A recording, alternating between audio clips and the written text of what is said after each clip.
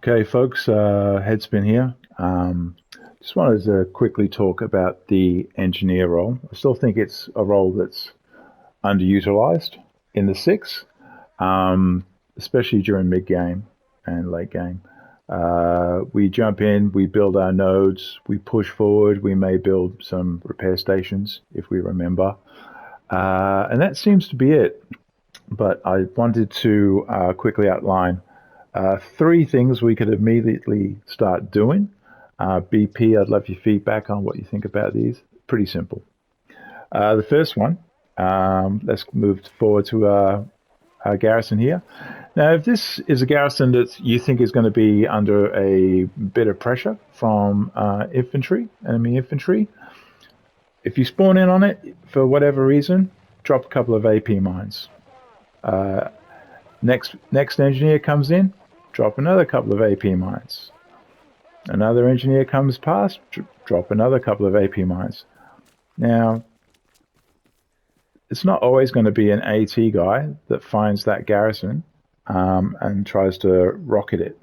So, say for example, I'm an American, I just come sliding in. Ooh, garrison, fantastic! Boom! Before you've even got your hands on the garrison, you've picked up an AP mine and you're blown sky high. Now, I think everyone will put their hand up and say that if they only had 1 or 2 seconds longer, they might have been able to save a garrison from an enemy dismantling it. This will help. If enemies start to realize that if they're going to take down a garrison by hand, they're going to have to search very carefully for AP mines, which most are hidden very close and in the shadows. I guarantee you'll pick up plenty of kills and keep that garrison fighting for another day. Now, obviously, if you think it's a garrison that's going to be the target of several attempts with a rocket, just maybe place a barrier facing the front of the attack, and I think that will create a little bit more protection for our more vulnerable garrisons. Only takes a second. Support maybe even drop your explosive ammo box there. An engineer can then put down 4 very quickly. A second engineer could put down another 4. But if we did that to all our garrisons, you imagine how difficult it would be to take them out. All right, point number 2. Let's head this way. I've got a couple of things to show you. Now, we've been talking about AT guns over Hurtgen, sort of over watching the middle points especially, and firing onto the opposite side of the river. I've been playing with this.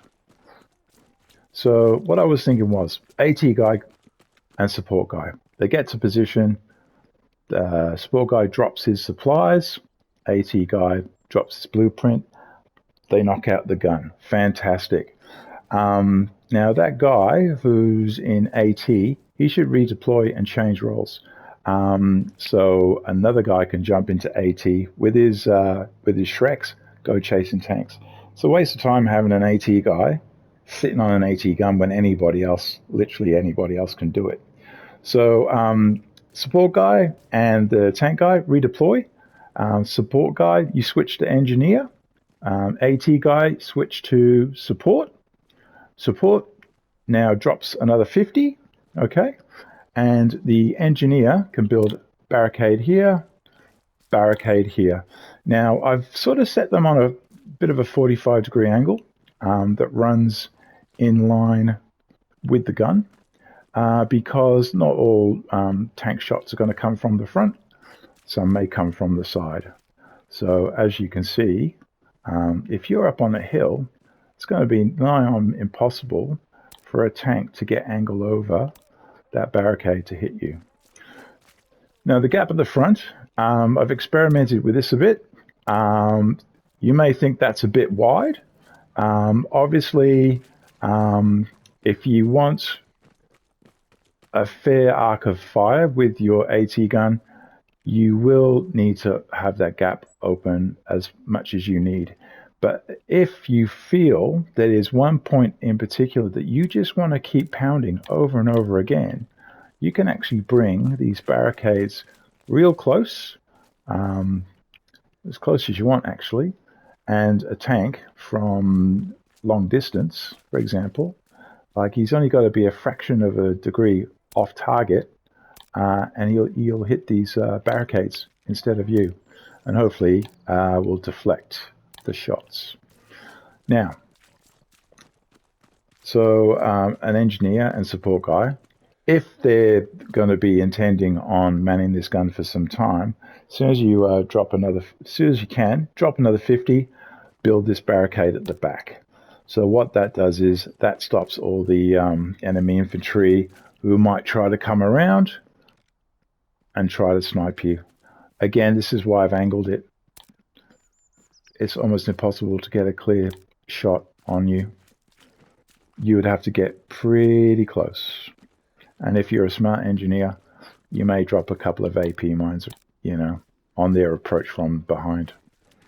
Or there could be a squad leader's OP there as well. So that's that. Now, I think if we had 3 or 4 AT guns up on the hill with this sort of arrangement, it would be pretty formidable. Now, last thing I want to touch on is, so I built a barricade. What's it protecting? Well, strangely enough, if you come to the side, what do you know? Tank repair station.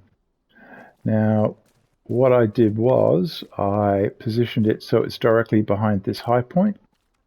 The second one, you could put it here. Okay. And that means that you've got 2 tank repair stations protected really, really well. Yeah, it does mean it's going to take some supplies to build this one. But, if a savvy engineer or support guy finds he's got, a couple of minutes of downtime in the fight, it's not where you are,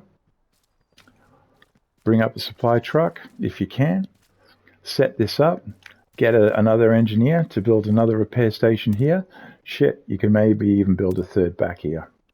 And then you could have a tank crew. I don't know. They may want to hang back here if this is a direction that they happen to be, pounding away at, and have those repair stations nearby. Or they can push up and, flank either side of the repair stations or whatever. But the repair stations are there and they're protected. So those tanks can pound away, if it's front on, of course, and not even know there's a tank repair station there. So that's my 3 points. So just something to think about as an engineer. I feel we could do a lot more in game to protect our AT guns, our tank repair stations, and our garrisons. It will definitely save time in the long run because we're not having to rebuild them again and again and again, as much anyway. Any questions, or you want to have a jam or talk about it even more? Let me know and I'll help you out, especially you AT gunners. If you want to play with how these barricades are positioned and how it affects your arc of fire, I'm sure we can come up with something. All right. Thanks for your time. Peace out. And I'll see you on the battlefield.